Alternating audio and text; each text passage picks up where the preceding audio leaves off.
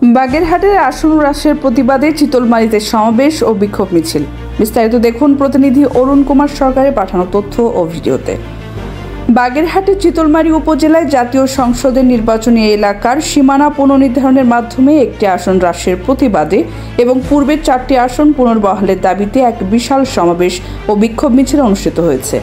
বৃহস্পতিবার সকাল 11টায় চিতলমারী উপজেলা বিএনপির নবনির্বাচিত সভাপতি মোহাম্মদ মমিনুল হক টুরু বিশ্বাসের সভাপতিত্বে বিক্ষোভ মিছিলটি উপজেলার সদরের প্রধান সড়ক প্রদক্ষিণ করে উপজেলা পরিষদ চত্বরে গিয়ে শেষ হয়।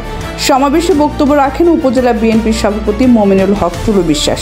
এ সময় আরও উপস্থিত ছিলেন সাবেক উপজেলা বিএনপির সদস্য সচিব আহসান হাবিব ঠান্ডু, উপজেলা বিএনপির সাংগঠনিক সম্পাদক মোহাম্মদ শফিকুল ইসলাম বাবু, সাবেক যুগ্ম আহ্বায়ক সোয়েব হোসেন গাজী ও শিপন মুন্সি, সাবেক উপজেলা যুবদলের সাংগঠনিক সম্পাদক কামাল বিশ্বাস, সদর ইউনিয়ন বিএনপির সভাপতি খান মনিরুজ্জামান, চরবানিয়ারি ইউনিয়ন বিএনপির সভাপতি শেখ জাহিদুর রহমান ও সাধারণ সম্পাদক সুভাষ বালা শুভ, সন্তোষপুর ইউনিয়নের সভাপতি সর্দার নজরুল ইসলাম, কলাতলা ইউনিয়নের সভাপতি গাজী গাউসুল ইসলাম, শিবপুর ইউনিয়নের সভাপতি শেখ নোয়াব আলী।